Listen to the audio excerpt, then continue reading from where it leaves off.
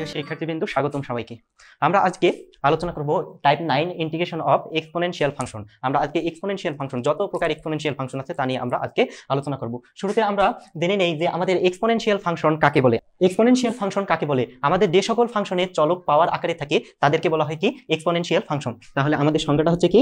এটা হচ্ছে আমাদের সংজ্ঞা যে সকল ফাংশনের চলক পাওয়ার আকারে থাকে তাদেরকে বলা হয় কি এক্সপোনেনশিয়াল ফাংশন। তাহলে দেখো, যদি আমি তোমাদেরকে এক্সাম্পল দেই যে আমাদের দেখো e two the power x, এখানে দেখো আমাদের কি, এখানে আমাদের x টা হচ্ছে চলক, এখানে আমাদের কি চলকটা পাওয়ার আকারে আছে। যদি আমি বলি a to the power x, তাহলে দেখো এখানে আমাদের কি এখানে চলকটা দেখো এখানে আমাদের কি অবস্থায় আছে, পাওয়ার আকারে আছে। তাহলে e two the power x, a to the power x এসব আমাদের ফাংশন হচ্ছে কি এক্সপোনেনশিয়াল ফাংশন। এখন আমরা এই সকল ফাংশনের ইন্টিগ্রেশন দেখব। এখন দেখো, আমরা স্টেপ 1 এর নাম দিয়েছি কি, শুরুতেই আমরা স্টেপ 1 দিয়েছি কি সরল ফাংশন। অর্থাৎ সরল ফাংশন বলতে সে সকল ফাংশন বোঝাবো যে সকল এক্সপোনেনশিয়াল ফাংশনের আমরা কি ডিরেক্ট আমরা বেসিক দিয়ে আমাদের ইন্টিগ্রেশনের ফর্মুলা আছে, এই বেসিক ফর্মুলা ব্যবহার করে আমরা কি ডিরেক্ট আমরা মান নির্ণয় করতে পারবো। সে সকল ফাংশনকে আমরা কি সরল ফাংশন হিসেবে এখানে উল্লেখ করব। এখন দেখো যে আমাদের এক্সপোনেনশিয়াল রিলেটেড আমাদের বেসিক যে দুইটা আমাদের কি রয়েছে সূত্র আছে, অর্থাৎ বেসিক ফর্মুলাগুলো কি কি আমাদের বেসিক ফর্মুলার 1 নম্বর ফর্মুলা তোমরা জানো কি, যে integration e two the power x dx সমান কি e two the power x plus c।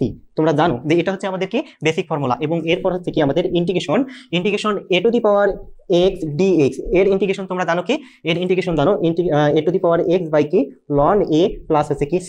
এখন দেখো, আমাদের এই বেসিক দুইটা ইন্টিগ্রেশনকে আমাদের একটু ভালোভাবে বুঝতে হবে। যদি এরকম থাকে যে দেখো আমাদের যদি এখানে এরকম থাকে যে x এর পরিবর্তে যদি আমাদের অন্য কিছু থাকে, যেমন আমি লিখলাম যে integration a to the power Walid, integration a to the power Walid d, এবং x এর পরিবর্তে আমরা কি লিখতেছি ওয়ালিদ লিখতেছি।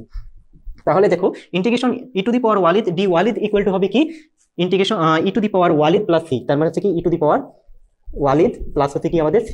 তাহলে দেখো এখানে আমরা কি করছি, আমরা x এর পরিবর্তে কি বসাচ্ছি ওয়ালিদ বসাচ্ছি। তার মানে integration e two the power Walid d Walid equal to হবে কি e two the power Walid plus হচ্ছে কি c। তার মানে কি e two the power something d something equal to হচ্ছে কি e two the power something plus হচ্ছে কি c। এটা হচ্ছে আমাদের ইন্টিগ্রেশন। ঠিক তেমনি এখান থেকে তোমরা কি বলতে পারো, এখান থেকেও তোমরা অনুরূপ বলতে পারো কি integration a to the power কি সামথিং দেখো integration a to the power something d